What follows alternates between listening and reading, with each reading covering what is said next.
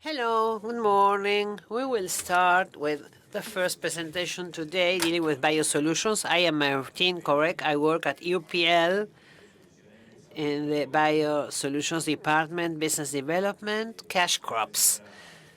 I will introduce Biosolutions Manager Daniel Germinara. The floor is yours. There will be a QR code on the screen. You should scan it to submit your questions. We will ask the questions after his presentation. Thank you for doing my job. So that's it. You may stay. I will stay here. But I'm going to leave the podium so that I can sit during his presentation. So my colleague has already introduced the first speaker. Thank you.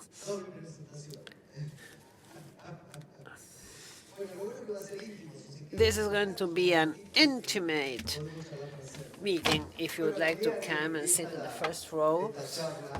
The goal of this presentation is to help clarify and provide information about the use of biologicals. They are growing fast, and sorry, what I would like to explain when to use them, how to use them, where to use them, and explain our company's position. So the first question is this one: if biologicals really make a contribution to agriculture? I don't know how many farmers we have here, but my question is, who has farms? Who is a farmer here? And who uses biologicals? Three of you.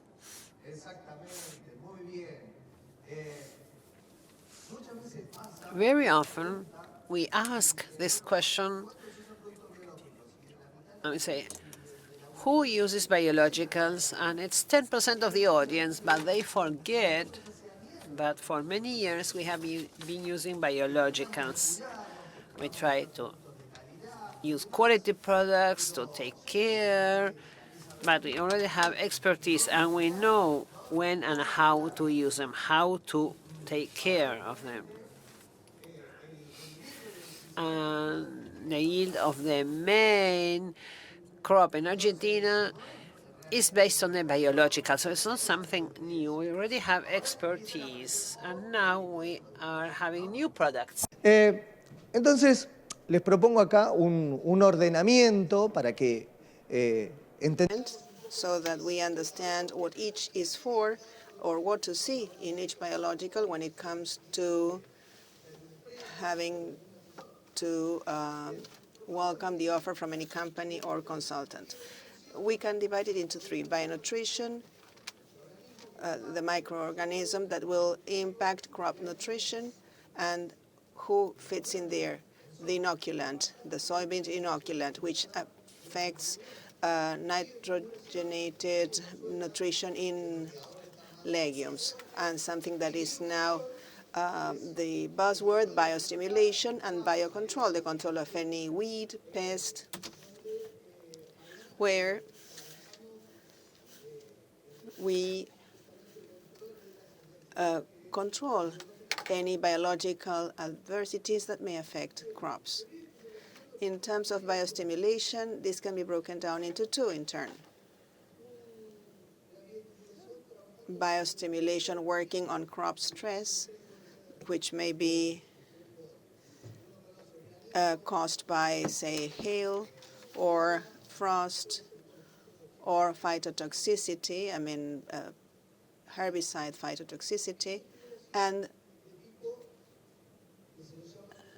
the so-called booster biostimulation, that is the most classical one that grows the crop, that further boosts something.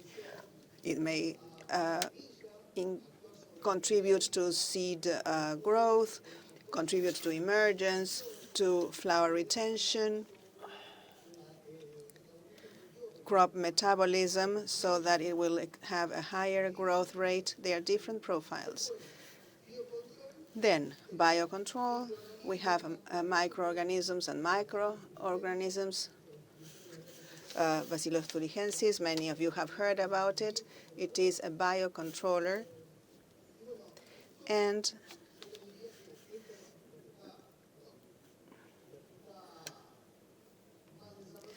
this is what is most developed, and this is what is coming in the near future. We believe this is going to supplement the use of chemical phytosanitary products. So let's first look into this first differentiation. This is important as a tool so that we may think carefully when we will be using a biostimulant. If we speak of stress management, we, of course, have to have stress in place.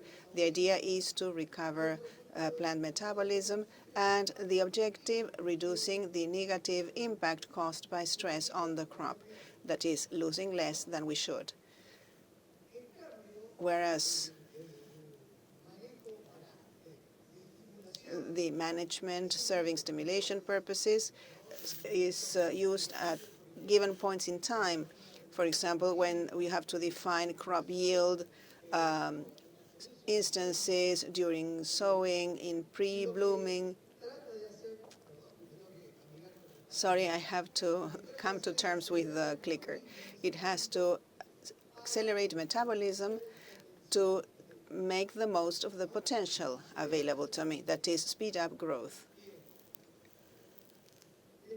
Let me show you this chart now. It is a theoretical, conceptual one, but it's contributing to better understanding this. The dark green line is accumulated crop growth, no matter what crop. I have a stressful event, say hail, frost, and the curve, rather than going this way, it would turn into the light green curve, so that this difference would be the loss in yield. The plant is affected by the stress, tries to reaccommodate itself, and recovers itself.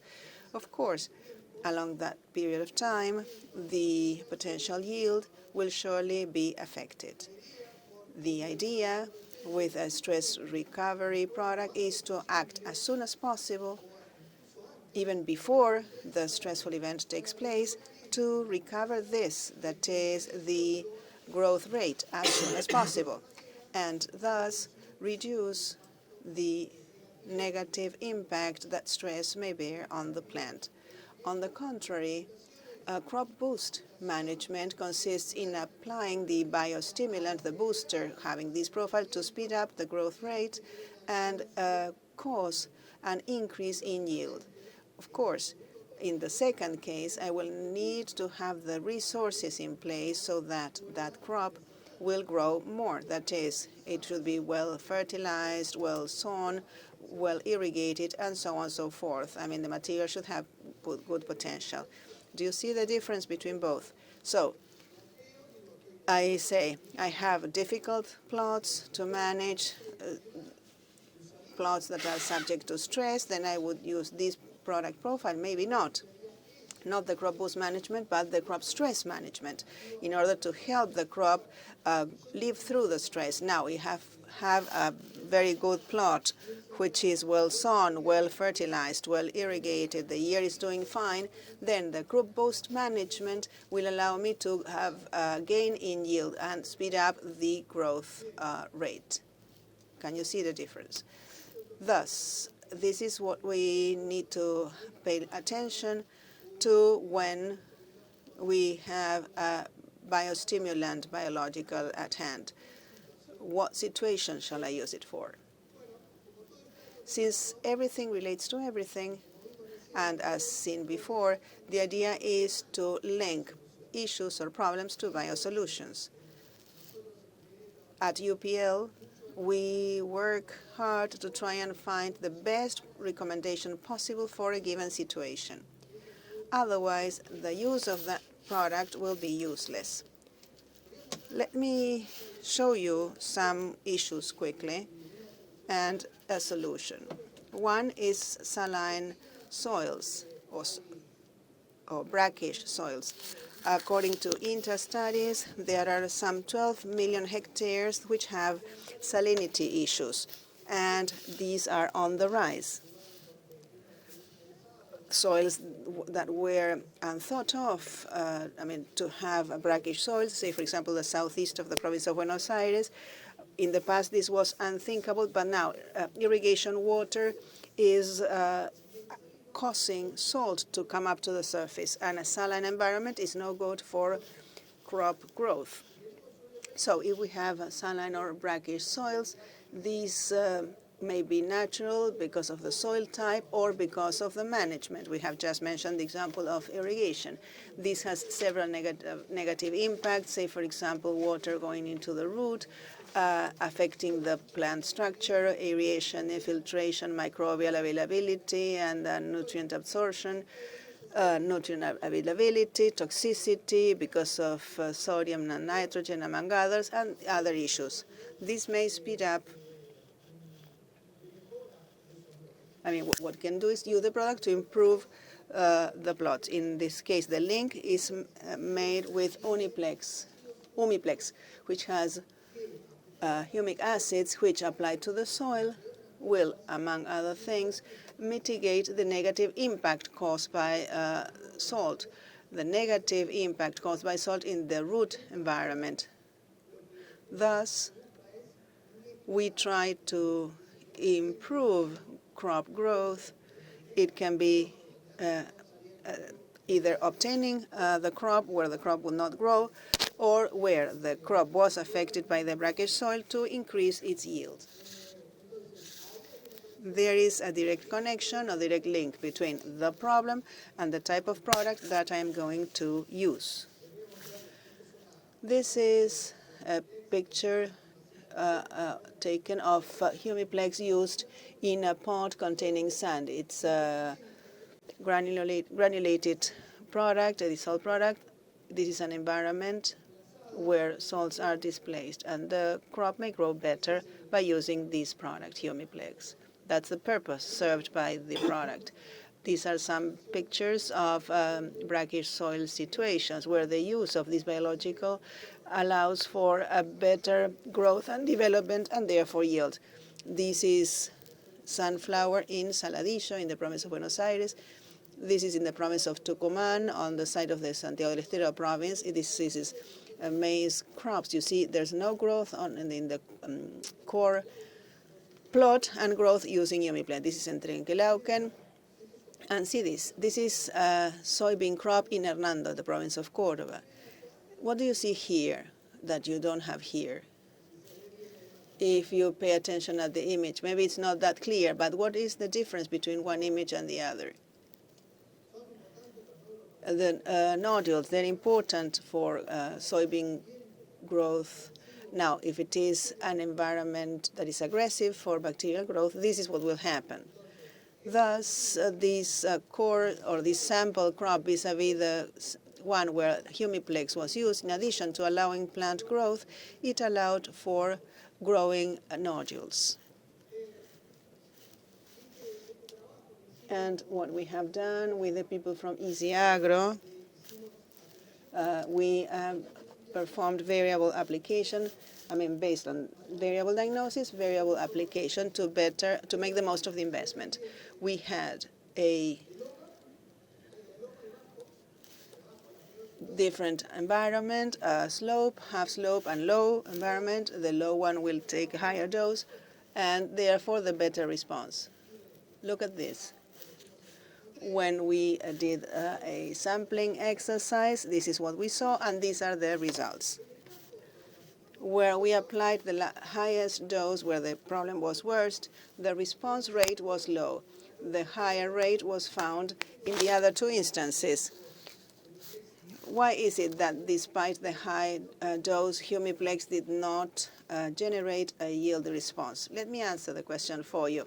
The limiting factor is so important, so strong, that not only do we have to mitigate the salt content in the soil, but also improve water accumulation, as well as solving other issues which are far more serious. So, where I have a critical situation, PTA don't have a picture of the plot to show you, but there are far more profound problems to overcome here. So the work we do, the after-sale work we do with customers, the pre-sale work, he corrects himself, we do that is looking at the plots and say if you have a low land with brackish content, with salt on the surface, which floods one every 3 years, this is not the place to invest in this unless you are thinking of a long-term improvement plan.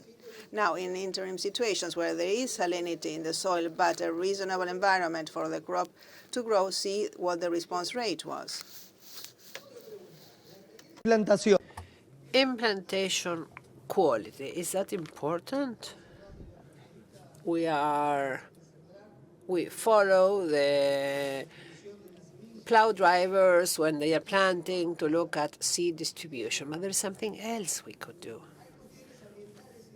There are environmental and management issues that have an impact on the implantation quality. We're talking about planting here, but environmental issues such as cold soils, lots of stubble, compact soil, saline soils, etc. And management, planting quality, seed quality, density, date of planting.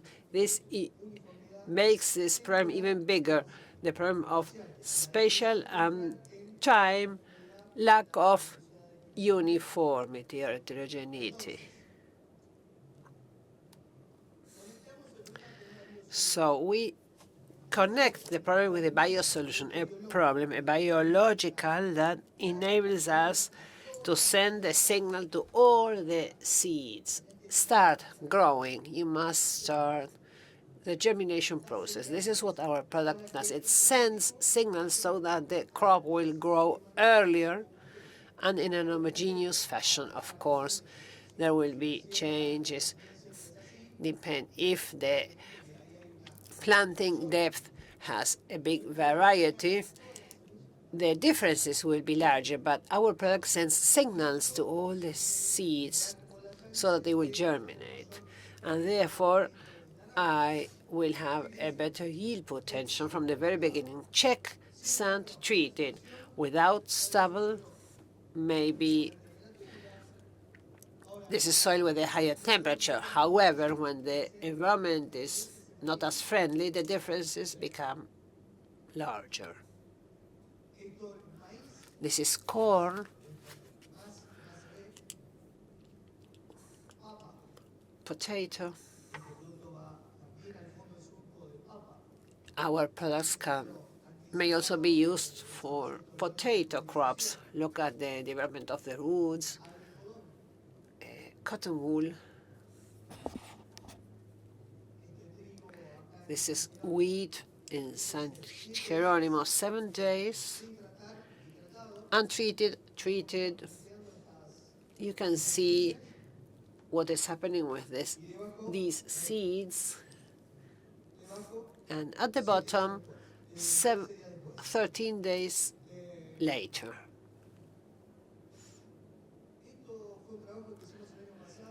This is an analysis we did last year in all these places. Wheat seed treatment with biosemen. The plots were not bad. They were standard to good. We wanted to look at the performance with increasing rates. We call it the fine-tuning of a product's rate. This is relative yield because we have several sites and areas, that is using 100 cubic centimeters of biosime every 100 kilograms of seed, increased yield by 16% in average, 17 when it's 150, and this is our competitor, one of our competitors. You would say, well, I say with 100, with 100 the availability was more limited, and achieving and a yield that is increased by 16% in plots that are good or normal versus a cost of the cost of 30 kilograms of wheat, it's you sort of feel ashamed. You would feel ashamed if you were not using it. So this is the way a biological may improve the yield at a very low cost if we know how this biological biological product works. And now let's talk about stress. Unfortunately, we have to live with this kind of stress because we don't want the weed to overgrow soybean crops, so we have to use a post-emergent herbicide that produces phytotoxicity, and this is the way it is. So to what extent does phytotoxicity impact the final yield? The stress that might be biotic or abiotic.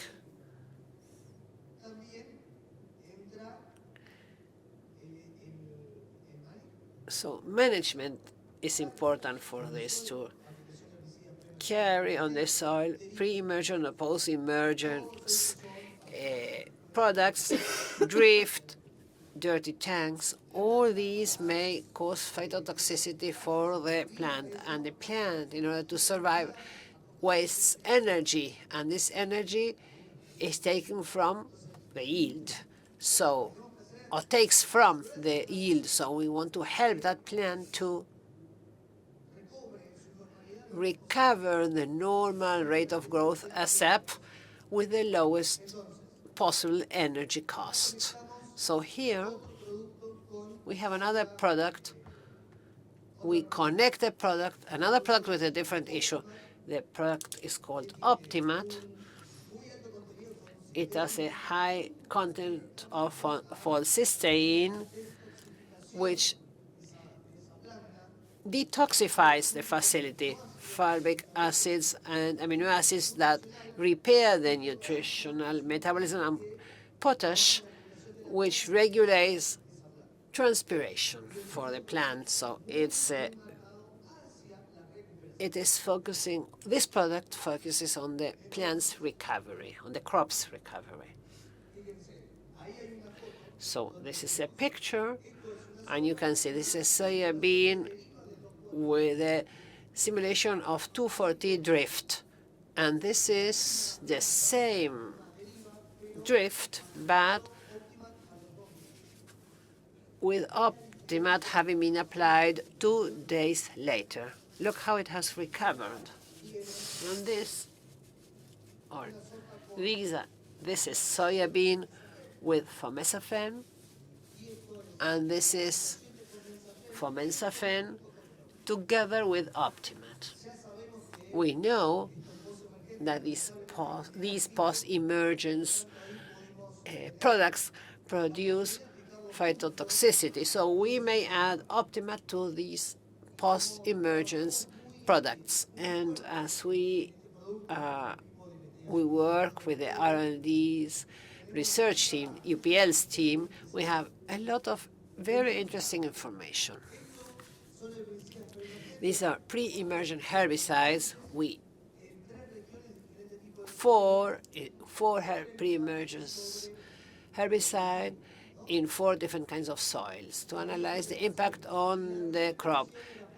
Drop of 6%, and the recovery, and we had a full recovery. Loss 5.6 and 88% recovery. And the most important thing, and what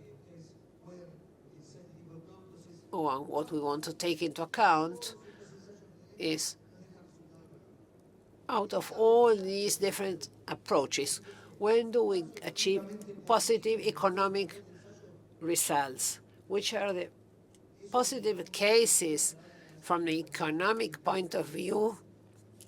100%.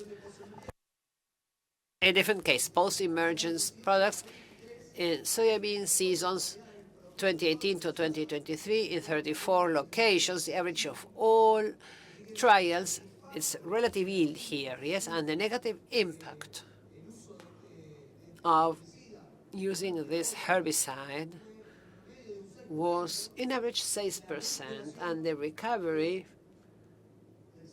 was above 100%. Well, so 77% positive from the economic or investment point of view. And finally, we also are considering 240 drifts. We look at this, you feel really scared because of the impact it has on soybean.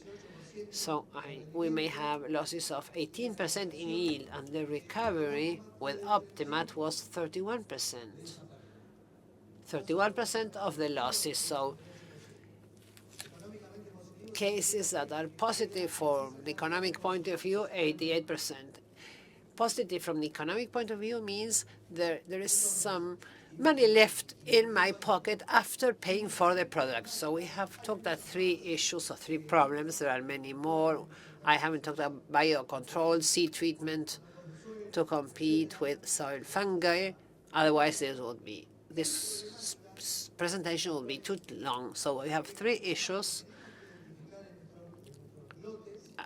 that may appear in our plots, and we have to decide what is the product that best fits the plot and the problem to get positive results. This is the message we wanted to convey in my presentation. It takes a long time working with consultants and farmers to find, to pinpoint the actual issue and to find the best suitable solution. So my take-home message would be we have to define or identify the issues and problems and connect them with the right biosolution. So that's all I have to share with you, and I will gladly answer any questions you may have. Hola. Any question? I will hand the mic. Good morning. I have a question. As regards the product for brackish soils, have you had an experience with lotus pastures? Because most of those soils are used for pastures. Yes, we had an experience in Córdoba using Agropiro as a soil recovery product. We performed the drain, we implanted Agropiro, then after Agropiro, we applied the product once there was soil permeability, and with Humiplex, we managed to speed up the process by 1 year. It contributed to Agropiro growth in a fantastic fashion. The growth rate was spectacular. We applied Humiplex when sowing together with Agropiro. We had a plot with no Humiplex, with Humiplex in a soil recovery scheme. I mean, this is one case in point. Then, as regards alfalfa, the response rate is very, very good. And even if the investment at the time of sowing is different in the case of crops used for cattle raising vis-a-vis other crops, pastures have to last 3-4 years. The first stage is of the essence in order not to tear the plant apart. And if there is a brackish soil that affects that initial growth, this is just the right fit. Also, the write-off will be in just 3-4 years' time. So that would be the market. Pasture crops don't go to the best plots. Sorry, but he's not using the mic.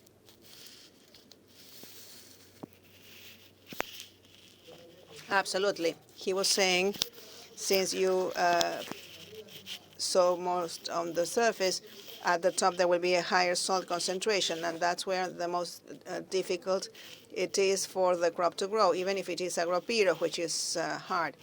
So it is a stressful situation. That's right. Yes, there was another question here. Don't you think you should have a larger number of use cases to make a recommendation. We use it in fields in agroperiod crops, but with no results. Well, we've been using it since 2019.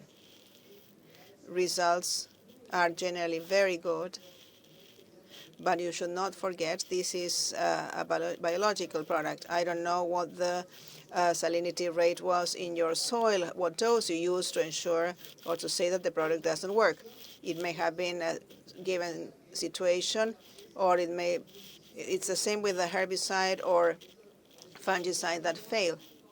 We used it together. You were there. You even visited the plot afterwards, and we had no results with different implantation rates or later. What electrical conductivity was there in the plot? I don't recall right now. Well, that's of the essence. It was very high. We performed analysis. We checked sodium levels, which were high. It was a saline soil. The conditions were poor. We applied 2 doses as per your recommendations. So I think that you have little experience to actually make such a recommendation. It's as if it may do well in one place, and you use that as an example to sell your product. That's our fear, or at least my fear, with the use of biologicals.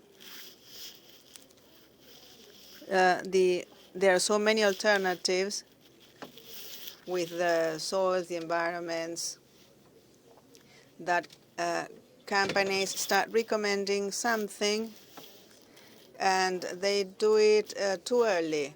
They assume that just because it worked fine in 5 plots, that will be replicated. I mean, the result will be replicated elsewhere. I would like to disagree with you. We are a serious company. We are number 5 in the world and amongst the top 10 in the field of biologicals. We know when we recommend a product. We do not recommend it just for the sake of it, and we try to improve our recommendations. If you know about biology, this biology is not 2 + 2. This is not mathematics. You may have had a bad experience. He may have had a bad experience, but the rest of the audience may have had a good experience, and that doesn't mean that you can condemn a product. Well, that's why I tell you that you have to be careful with the rating and how you qualify what companies do or do not do. Of course, there's always room for improvement. We have learned a lot with this product in terms of adapting it. Maybe it was the case of the very low rate, which was so poor that there was no response, and that it was reflected in our statistics, and we are not recommending it for that type of soil because the limiting factor is so important that even if you apply gold to it, it won't grow. So, and going back to the beginning, I disagree with you, and I would like to discuss it in private to see what the specific situation was in your case and why you had no response. You.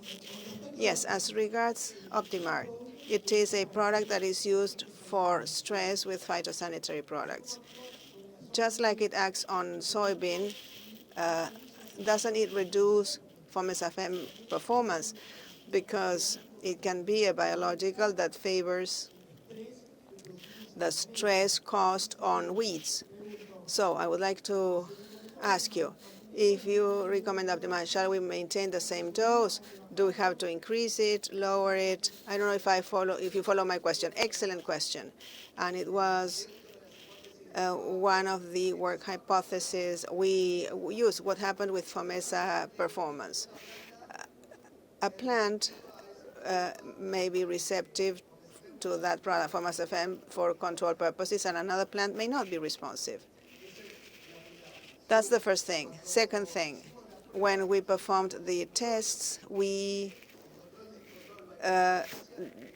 controlled to see what happened with the wheat. If I am helping soybean, it may be helping the wheat as well, and we didn't have to change anything because the control rate was similar. So you may apply it both together, and there won't be any control issues. Thanks for your question. Any other?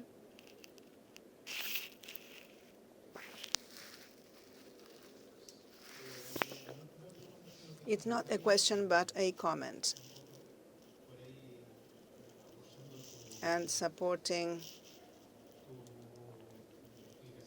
your explanation to what this lady here was saying, I have been performing tests for 16 years now, and I used Humiplex in a test in a hilly terrain with calcareous soil.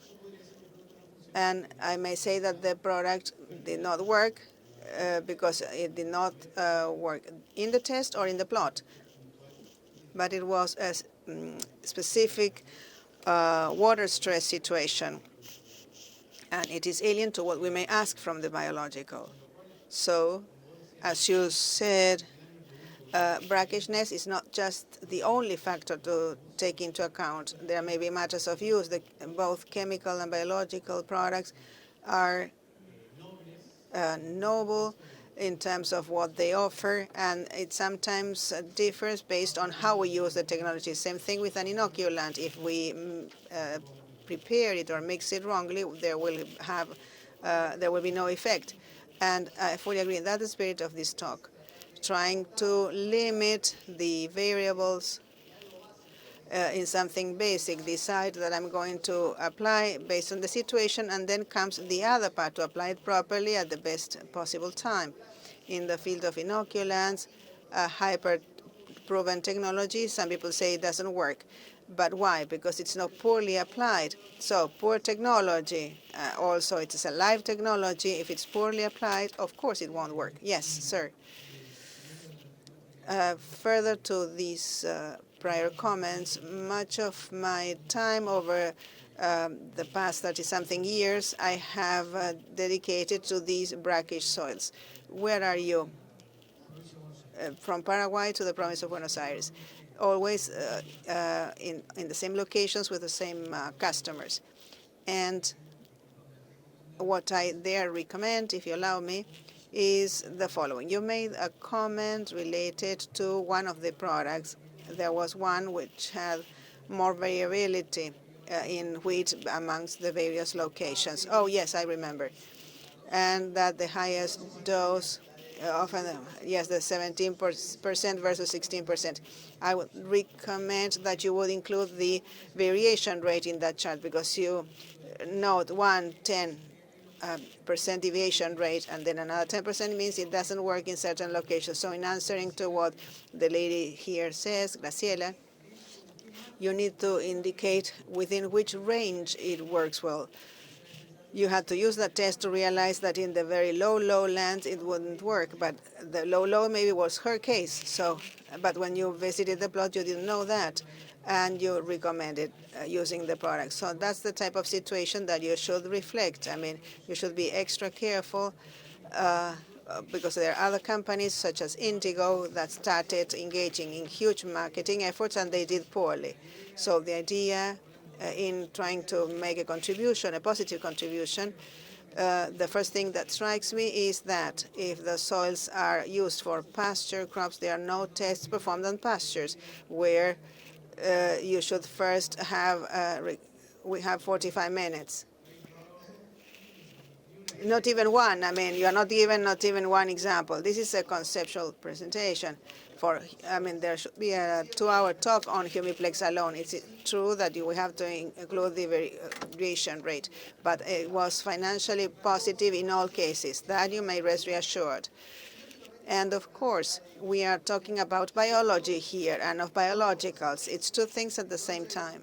So it takes time, effort, that fine-tuning takes time. As I told the lady, we have answered. It's not that we recommend just for the sake of it. We always agreed on the recommendation with the person that was going to use the product. We are not talking about a seed product or a foliar product. We're talking about soils. There's more variability, and the environment also is poor. There's no gray area. We go from white to black with no range in between. So we are the first interested in giving the best recommendation.